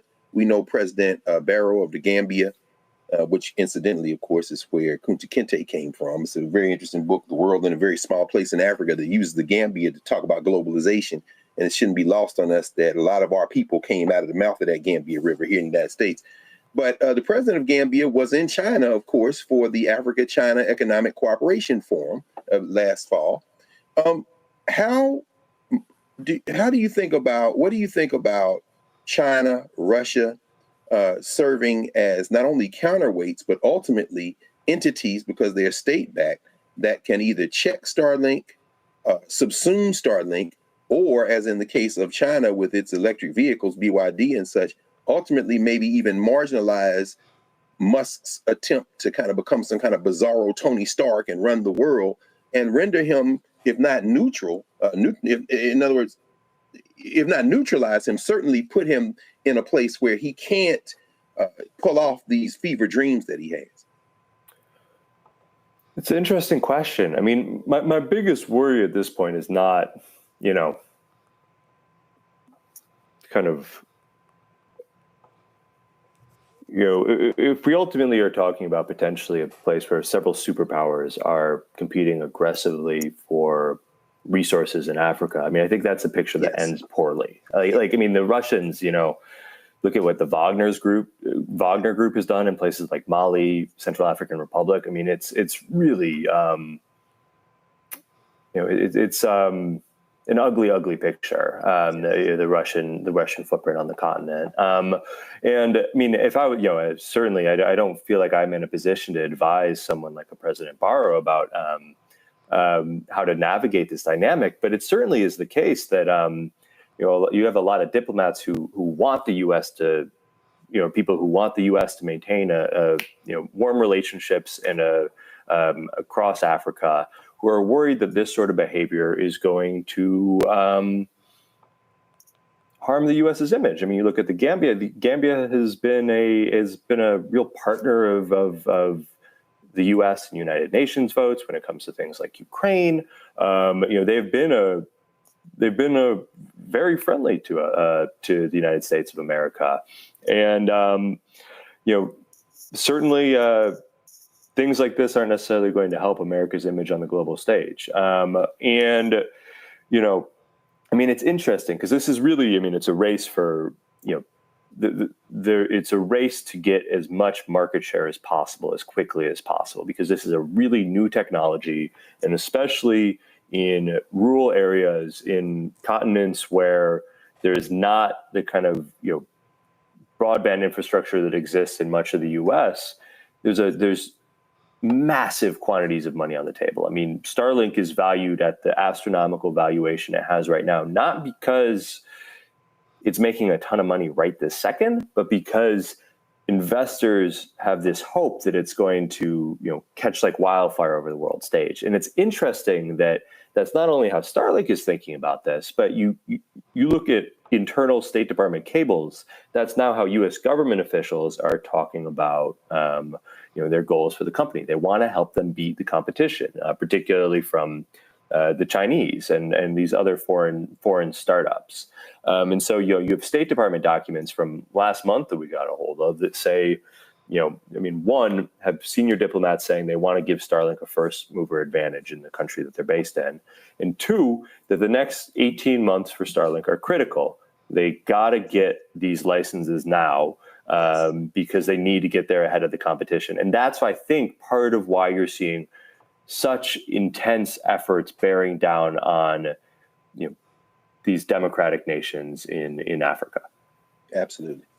Thank you, man. Great reporting here. Critically important that we understand what is going on here. And Joshua, great job for ProPublica. Y'all keep doing great work. And folks, if y'all want to support ProPublica, they're a nonprofit journalism entity. Look, it's a lot of national media not doing stories like this, not doing deep dives. And so go to ProPublica.org to support their work. Joshua, thanks a lot. Thanks so much for having me. I'm going to go back to our panel, Robert. I'll start with you. I mean, we need to understand. People need to understand the point that you were making is that, look, you don't have landlines. The reality is cell phone service has been tremendous across the continent. That's one of the reasons it's been growing. You've got African billionaires that control a lot of these cell phone service companies. But now what you have is now the next frontier. And not only is it getting a foothold, this is about, again, frankly, raping the continent. That's what this is about. You're absolutely right. I think people need to fully understand what Musk has been building empire-wise over the course of the last 20 years that you've been paying for. I want to remind people that Elon Musk is a welfare queen. None of his companies are profitable.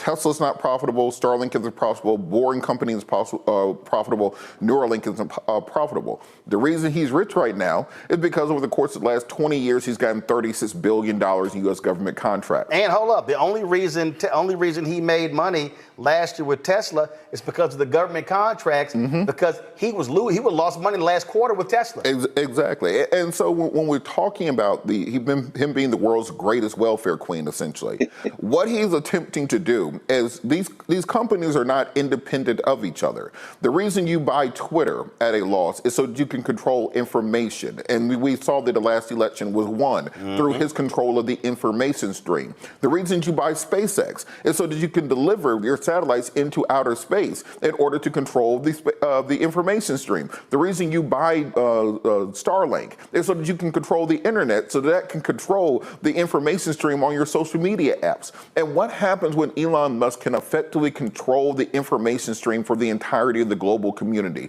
With the assistance of the United States government forcing countries, if you want to do a business with America, you have to use Starlink. If you want diplomatic aid, because we've now closed down USAID, a condition will be you use Elon's products.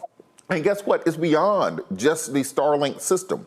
They also want to change the governmental fleet vehicles from being things like Fords to being Teslas. How much money does that push into Wait a pockets? minute. Even though Donald Trump ripped apart the charging stations in federal government buildings. Exactly. Because those charging stations were under regulations that all EVs had to use them. Now with Elon Musk, now you can put in a new federal regulation that will just be using Elon Tesla charging stations. They want to use the Boring Company to build underground high-speed rail networks that will be controlled by Elon. And very little regulation. He can pretty much do whatever the hell he wants to do out there in Las Vegas because he wants to bypass regulation. Exactly.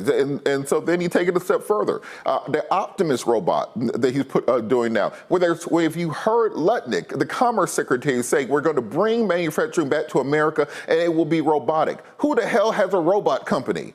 Elon. If you want to look at the Neuralink program, where it's going to be doing brain implants, so we'll be able to help people interface. Guess what else that we'll be able to do? You'll use his Starlink satellites to connect to the chip that he's putting in people's brains.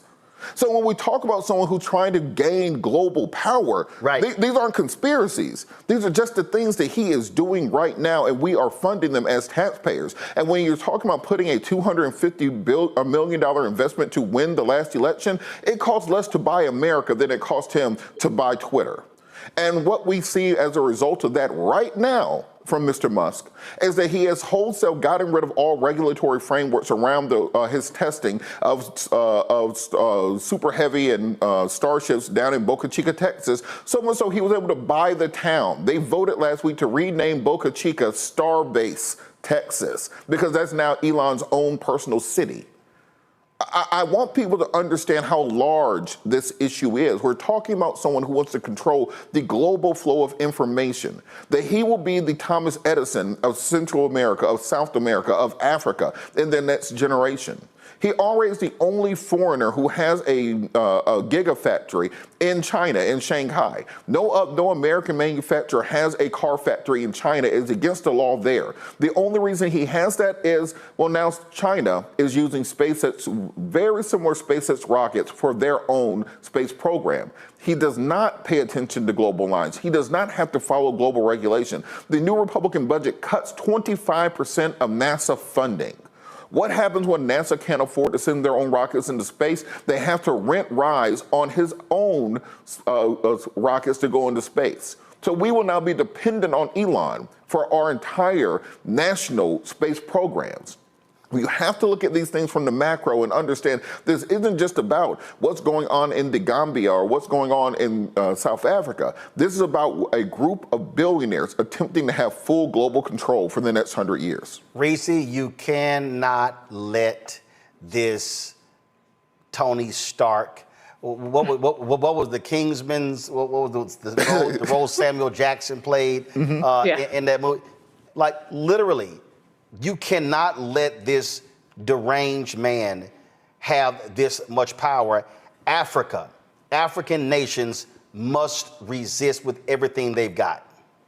They have to, because, you know, this man is dangerous. He's dangerous to the world order. And it's really, really disgusting. There is no other American in this world where the United States government has decided that their business interests outweigh the interests of everybody else in the world, where they've decided that they're going to put the weight of the United States government behind one specific business that one person benefits from more than anybody else. And to Robert's point, this isn't even a meritocracy. He's not even a person who's particularly talented. He himself is not the originator of this technology. He manages to hire some smart people, yeah. But at the end of the day, this is creating a monopoly with taxpayer dollars to the detriment of the United States and everybody else. We did not sign up for this, okay? People signed up for their prices to go down, for their lives to get better, not to line Elon Musk's pocket even more and more. And so, yes, this is very dangerous because he's so multifaceted. And let me also add, he has our Social Security information. He has, voting, all of the data mining that they've done when they rummaged through the United States government. And they have aggregated data that typically had been housed separately because you don't want to have one person have access to all this data and create dossiers on every American. This is the same person that has that information as well. So he has used the United States government for his personal gain. He's gotten everything he can get out of it in terms of the information on hundreds of millions of Americans, and he's going to take that pillaging globally even more. So yeah, this is disturbing. It's very disturbing.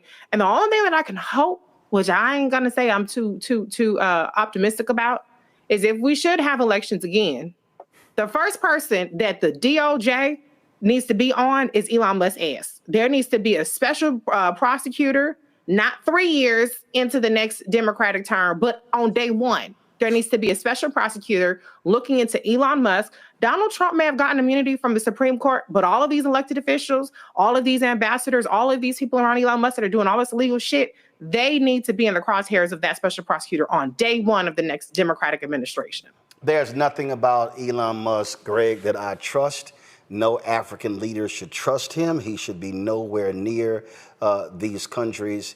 And again, they must say no. And Gambia is fighting as hard as they can, but the United States wants to break their will. I hope that brother I hope he absolutely stands strong.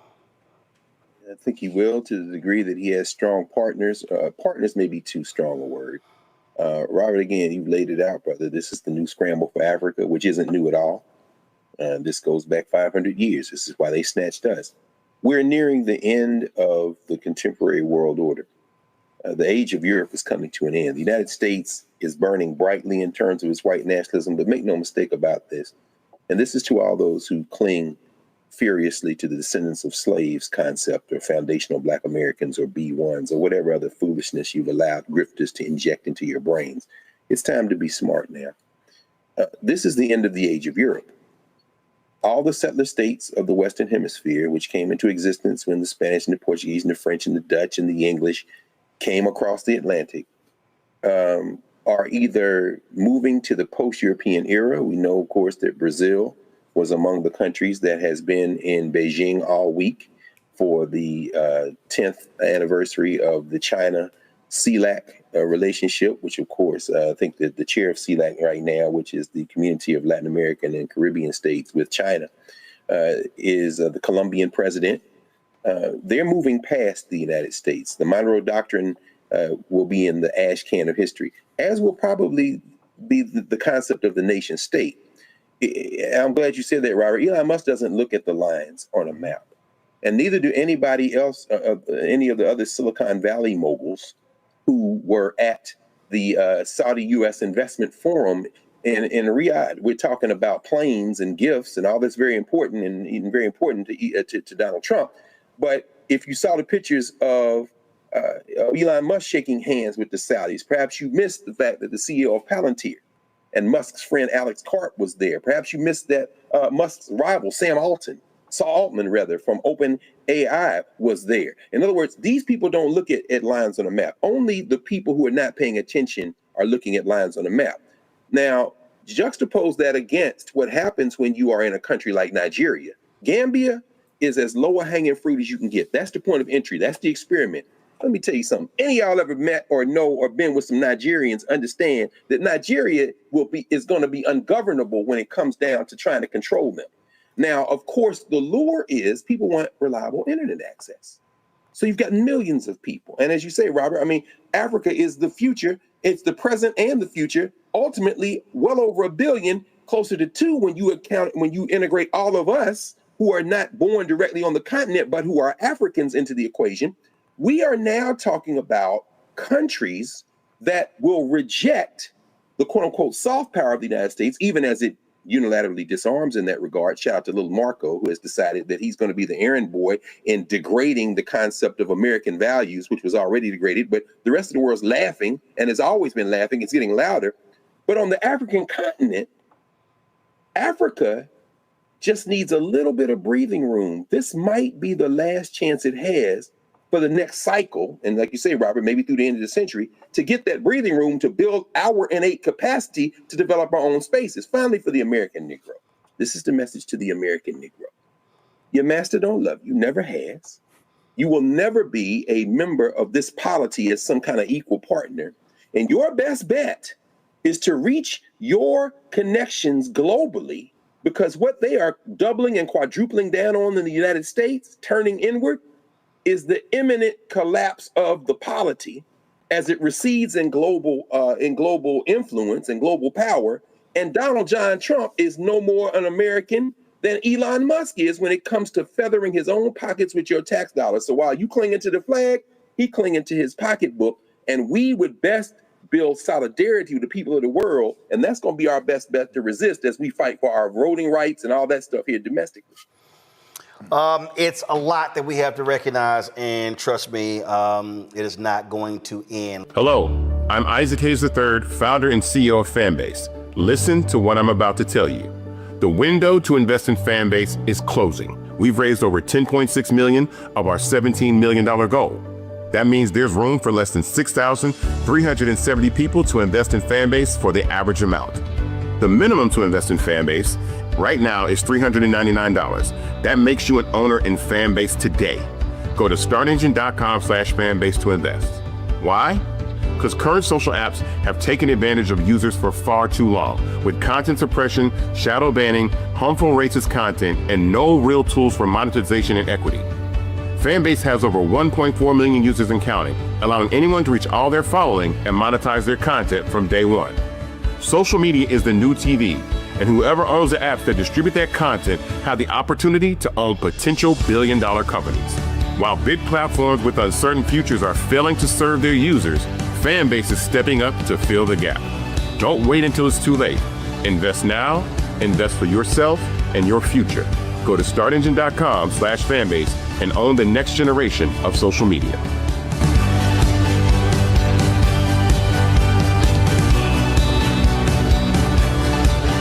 You must be my new Lieutenant Governor. I'm ready for duty.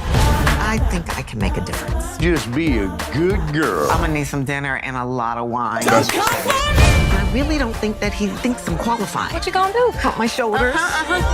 When you want something and you earn something, you fight for it. Kids, do you know who this is? Mary J. Blige. I didn't know we was about to be attacked by all of Nick Cannon's kids at once.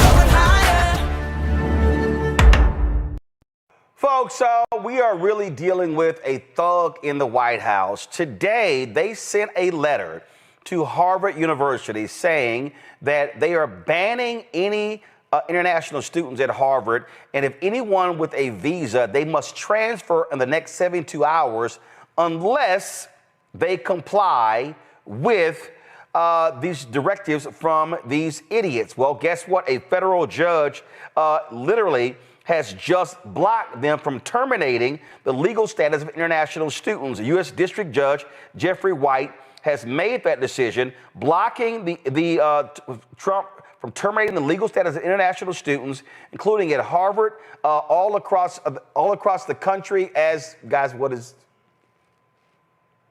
all across the country as well, plus from arresting and detaining them.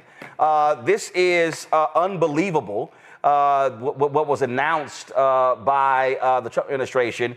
Again, ordering them to comply with this directive that just makes no sense. I just want to quickly go to my panel. Dr. Greg Carr, Department of Afro-American Studies at Howard University. Also joining us is Dr. Nola Haynes, of course, first of all, she's at Georgetown University. And of course, foreign policy expert. No, these people, and we were joined shortly by Reese Colbert. Folks, no, these people are literally insane. This is a jihad they have against Harvard. That's what's going on here. 1,000%. The part-time occupant in the White House has something against my alma mater. Sorry, boo-boo, that you didn't get to go there, because, you know, whatever he doesn't get to do, whoever doesn't want to play with him and his toys, then, you know, he wants to break them and their toys. I'm just so over Trump and his little cabal. Every day is something with these people. And it's so petty and it's so childish and it's so obvious and it's embarrassing. Like, I am over these people, but I'm happy the judge stepped in and said, no, slow your roll. You cannot unilaterally, I'm going to say this word a lot tonight, Roland, unilaterally. I know Trump thinks he's a king, but he is not a king. You just can't decree things by order of King Trump. That's not how it works. I'm going to stop there. Greg, they're thugs. They're absolute thugs. That's who they are. They're going after Harvard. They're going after Columbia. They're going after all these schools. And to sit here and say, because first of all, 27% of Harvard's students are international. And those are the people who pay full freight. And so Trump is trying to go after the money. Yes. And, you know, Roland, it's certainly absurd. He's certainly a clown, or as Lamont King calls him, a bozo. Bose, not Hove, but Bose. But the reality is that there's a method to this madness. It isn't in his dissembled, dissolving brain. It's in the brain of Russell Vought and Project 2025. You know, remember, Russell Vaught's the quarterback of Project 2025. Chapter 2 of Project 2025, Executive Office of the President of the United States. Vought elaborates on this absurd, expansive theory of the executive. Basically, the president is a king in the mind of this clown. I'm saying that to say this. The confrontation is the point. The Atlantic just did a long article on Russell Vought, talking about Trump 2.0 and where this is headed. This goes back to what we've talked about so many times, and you've walked through Project 2025, the Schedule F. You know, he's the architect of that, replacing all the staff people in the federal government with loyalists and all that. But in this particular case, remember last week, the Supreme Court ruled trying to push back, but not completely like they should have, against the idea that a federal judge in one district can make a ruling that would apply to the country. Well, we just saw that. We're seeing that in real time in terms of the importance of that with this ruling. I'm saying all that to say this. Yes, your little boy didn't get into Harvard, Donald. I'm sorry about that with Barron. And yes, as you say, Nolan, as you say, Dr. Haynes, it's petty, it's vindictive. And the deeper approach is destroy the universities, destroy the federal government completely. Not shrink it down where it can drown, like Grover Norquist would say, but literally remake it into a weapon for white nationalism. And remember, in terms of HBCUs, this is always stuck in the craw of those. Like, remember when you covered the story about those white nationalists in North Carolina that wanted to stop out-of-state people from coming? Remember the percentage of international students, and I'm not just talking about continental African students, the percentage of international students at HBCUs is outsized. They're from Nepal, they're from China. This is an existential threat to the intellectual infrastructure of K-12 and university level. They're not going to get away with it in the short term, but make no mistake about it, they are doing this to force a confrontation with the courts, not to try to be nice and avoid one. Oh, absolutely. That's exactly what's going on. I mean, so they want this battle. They want this fight. This is what it's all about. Reese Colbert joins us right now. And Reese, I'm telling you, let me be real clear. I don't give a damn about Harvard. I don't. don't Yeah, you care. say that all the time. Every time I wear my Harvard gear. I don't give a damn about Harvard. I don't give a damn about any of these Ivy League schools. But what I do understand is that what they are doing is a precursor to what they want to do to other schools, and HBCUs better take notice. Well, that's 100% correct, Roland. And to be fair, that's probably why they go after Harvard, because who's going to be that sympathetic of Harvard? It's a bunch of Ivy League educated people. They have massive amounts of money in terms of their endowments. And so they don't necessarily make the most sympathetic cause, even for the average layperson who doesn't agree with what Donald Trump is doing. But also, Reese, though, if you do go after Harvard and take them down because they have the most money, anybody below them. That, listen, you saw the other Ivy League schools that buckled because they can't withstand that level of pressure like Harvard can. So you go after the big fish. And that's why we have to connect the dots, as you've been doing, or as everybody's been doing so far. This is an opening salvo. Now, how many times have we said that over the past couple of years about what the opening salvo was? It's a test case. And so why not take out the biggest fish that you can take out first, and then everything else crumbles? But the other part of it is just the humanitarian aspect of it.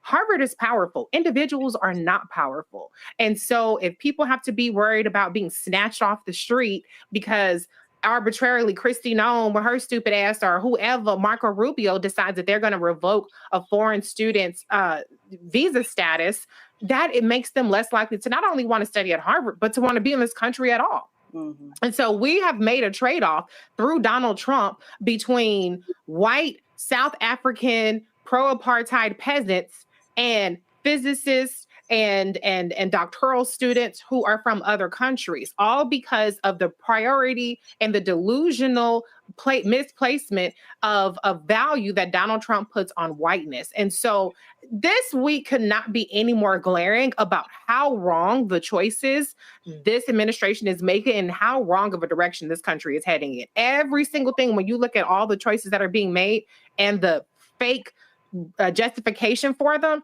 this shit is beyond off the walls crazy. It is. And what we're dealing with here again, and I need people to understand, and we're putting this in the context because it rightly deserves it.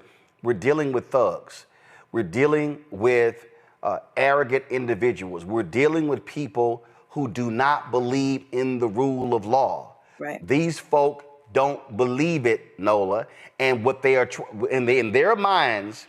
The only court that matters is the right-wing Supreme Court, and they pissed off at Amy Coney Barrett because she's not falling in line. She's not Clarence Thomas or Sam Alito, and so they've thought, oh man, we got us 6 hardcore. They let go of Roberts because he still pissed them off with the Affordable Care Act. They thought they had 5 solid. Now they mad as all get out because Trump's whole deal is, yo, I got my court. I can do whatever I want to do because they gonna let me.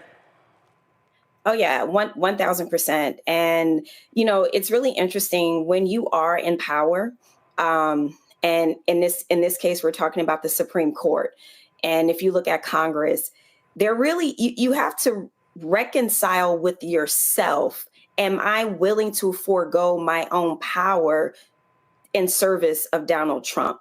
And I think this is one of the things that we're confronting, right? It's people trying to deal with their own situation and their own power, and then also realizing, wait a minute, the seriousness of what we are talking about. You are literally talking about abandoning the rule of law. They already, work their hoodoo in terms of voting. So they want people to be complicit in completely destroying democracy. And when you are in a situation to where you can participate in that, and then you have to say, wait a minute, and you have to really sit down with yourself and ask yourself, is this what I want to be doing? Is this what I want to, is this the legacy that I want to leave?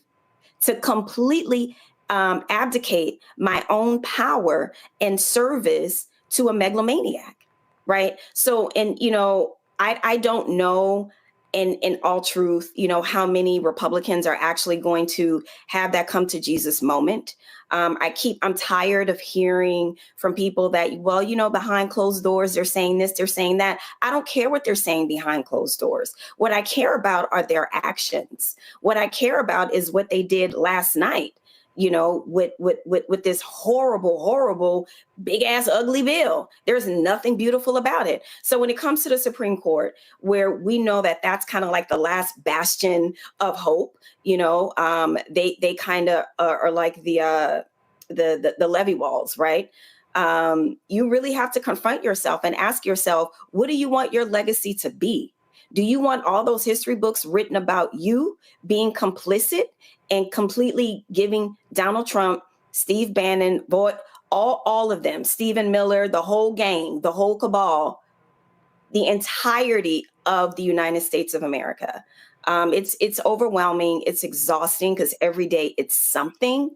But I will say, just like Trump won, the judiciary has stepped up in many cases to hold the walls of democracy. We'll see if that will continue to happen. Oh yeah, I mean, Greg, I for all them simple Simons out there who we kept trying to explain why the courts matter, and they listening to these fools, yelling and screaming that they Pan-Africanists and all this little nonsense, and saying, oh, your vote don't matter, and them judges don't matter. Well, guess what? We are literally seeing this thing being barely held together because of judges. And what's pissing Republicans off is conservative appointed judges who kind of believe in the rule of law. And it's driving them crazy that they're ruling against them. It is driving them crazy, and it's a compelling choice of phrase that you use there, Roland. A white nationalist isn't just a domestic white nationalist. When you talk about something being barely held together, I'll tell you something else is being barely held together, and that's this coalition that is allowing this. The domestic white nationalists, the white nativists, the white American nativists, the white U.S. nativists are America first, for sure. But then you've got the white internationalists. This is what we're seeing with the Afrikaners. Donald Trump wants to set him up as the defender of the white world. So if you're anywhere in the white world, come to America. This is, of course, the fever dream brain of Stephen Miller, his little political cretin in the White House. They want to attract all the white people here as if they can reverse the demographic, which of course they can't. But then there are other elements. Of course, Elon Musk is a pure grifter. That's why we saw him in the White House yesterday, because he wants Starlink in South Africa, and Cyril Ramaphosa and the South African government isn't going to allow any of his business to do that come there without making sure that there's an equitable distribution among the population in South Africa. That's why he's pissed off. Then you have, of course, Steve Bannon, who's fighting with Elon Musk because he's a white globalist and also a nativist. All those elements are there. In this case, you're absolutely right about the courts. As everyone has said, as Reese has said and as Nola's just said, the courts are the line of last defense. But remember what Russell Vought and what those who believe in this unitary executive theory are saying is that the courts don't matter. So what they're going to do, what they are pushing toward, is open defiance. That's why you saw the judge in Massachusetts with the rendering that sent people somewhere out of the United States. Apparently it was supposed to be South Sudan, but we don't know now where the plane is. And so the judge says, well, they can remain outside of the country, but they must have these cases resolved. They got to have due process. Well, that's a concession, but what it really is an attempt for the courts to say, we don't want to just openly hold you in contempt, because what we think you will do is simply say, we don't care. You see that previewed in Propaganda Barbie. You see that previewed in the Christian soldier Pete Hegseth, the defense, who's having prayer meetings now in the damn Pentagon because he is a white Christian nationalist crusader. You see that preview when they say that the president and the executive branch simply does not believe. What does that mean? That means the law says this, but the president doesn't believe that the law is correct. When you say don't believe, finally, it underscores the point you just made. You are saying that there is a rule of law, but that rule of law is in your addled, warped, theocratic mind. The head of your law is your imaginary white nationalist Jesus, And that empowers you to do whatever the hell you want. And that is where we are. See, Reese, when I listen to these people, oh, you have Trump derangement syndrome. y'all just keep talking about this. I'm like, y'all don't understand. These people are not playing. They are trying to figure out how much can we get away with? How much damage can we wreak in this country? That's the game here. This ain't no time to be playing jokes. These people are deadly serious about their thuggish ways. Absolutely. I mean, look, they've already gotten generational gains. We said this back when when Donald Trump was elected in 2016, and we said that was on the line in 2020 as well. And it's the same thing. What they're playing for now is for keeps. They're not playing for a generation. They're playing for a permanent realignment that will solidify their white minority rule, and more specifically, white billionaire minority rule. Because trust me, those little South Afrikaners that they done brought in, they're going to be out there tilling the fields with the other white farmers that are being displaced by this war on USAID and the tariff wars. And so this is strictly about making sure that they are entrenched and ingrained in every single aspect when it comes to power. That's why they're going after Congresswoman McIver. They're saying they've already said judges don't matter. They arrested a white lady judge, and she's still facing charges in Wisconsin. Now they've arrested a black woman congresswoman because they figure, who gonna give a fuck about a black woman being already abused by these mass ICE agents, and then turn around and have her power, the power that is vested in her through the Constitution and through her duties and her being an elected official, stripped from her. And so they have strategically, and to their credit, they've been very, very clever about this. They have each time picked their target that will result in the least amount of resistance, that will result in people saying, well, that ain't got nothing to do with me. That's what they're doing right now with this Medicaid cuts, with these SNAP cuts. I ain't on Medicaid. I ain't on SNAP. I work for my stuff. I ain't getting no hands out. They know what they're doing. And even though as much as we try to call it out and try to tell people, like, stay woke, like this is what the tea is, people still have their heads in the sand. That's why we had 89 million motherfuckers stay at home when everything was on the line. Not even just trying to undo some of the damage of Trump, which Biden-Harris managed to do, but to try to hang on to some semblance of a country. I know Dr. Carr ain't gonna miss it, but for the rest of us who kind of like the kind of thing, we got a good game going on, shit's canceled. They playing for keeps, like you said, Roland. Hello, I'm Isaac Hayes III, founder and CEO of Fanbase. Listen to what I'm about to tell you. The window to invest in Fanbase is closing. We've raised over $10.6 million of our $17 million goal. That means there's room for less than 6,370 people to invest in Fanbase for the average amount. The minimum to invest in Fanbase right now is $399. That makes you an owner in Fanbase today. Go to startengine.com/fanbase to invest. Why? Because current social apps have taken advantage of users for far too long, with content suppression, shadow banning, harmful racist content, and no real tools for monetization and equity. Fanbase has over 1.4 million users and counting, allowing anyone to reach all their following and monetize their content from day one. Social media is the new TV, and whoever owns the apps that distribute that content have the opportunity to own potential billion-dollar companies. While big platforms with uncertain futures are failing to serve their users, Fanbase is stepping up to fill the gap. Don't wait until it's too late. Invest now, invest for yourself and your future. Go to startengine.com/fanbase and own the next generation of social media.